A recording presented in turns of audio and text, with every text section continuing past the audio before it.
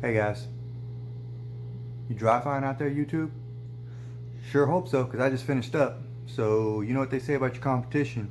If you're not working, they are. So, this video is the first of a quick mini series that I'm going to do in regards to dry fire and at how it has helped me throughout the years.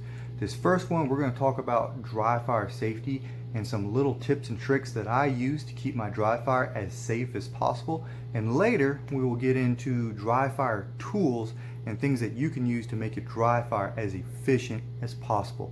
So we'll get after it and get better together.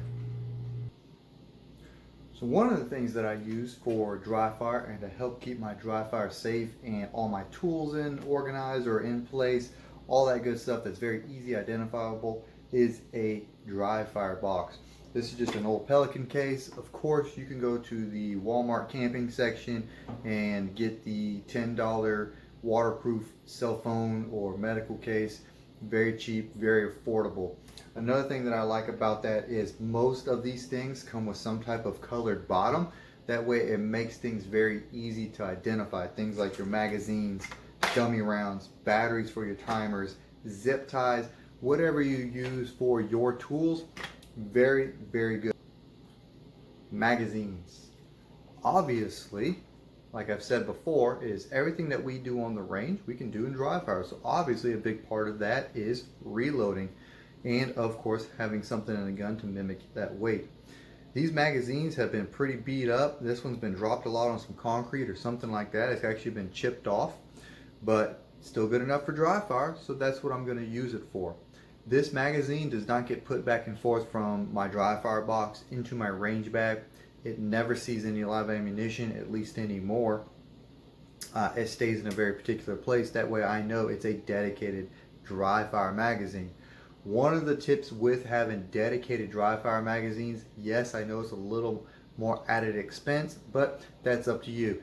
That simple peace of mind regarding safety or your loved one's safety may be all that it takes to spend a little bit of extra cash to have dedicated dry fire equipment.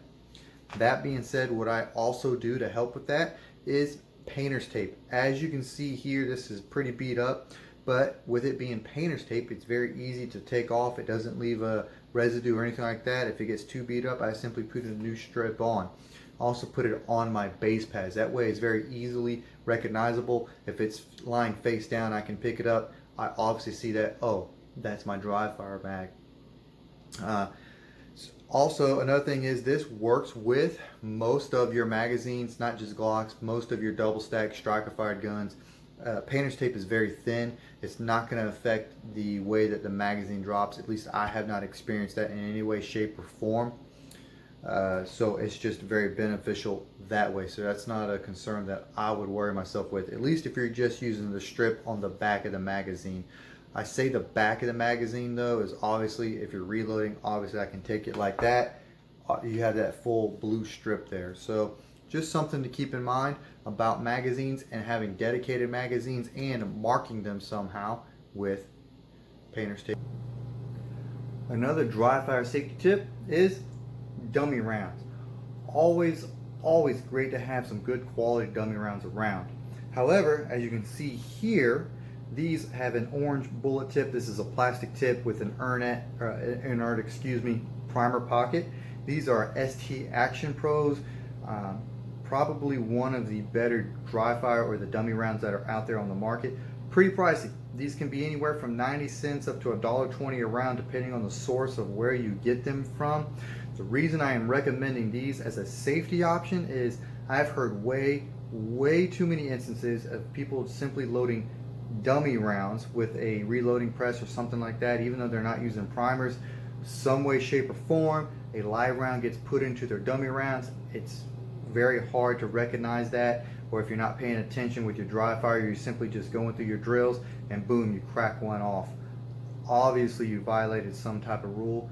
Just something that I'm not a fan of. If that's what floats your boat, by all means, no judgment here, but it is something worth looking into and spending the money and getting some dummy rounds so you can do various types of things, which we will get into other uses with these in a later video. Another multi-purpose safety equipment, which we'll get into the multi-purposes of this later, is what's called a Rogers round or a tap rack tactical round or something like that. I forget the exact name, but if you just Google Rogers rounds, Bill Rogers came up with these fantastic little tool. Now, why is it a piece of safety equipment?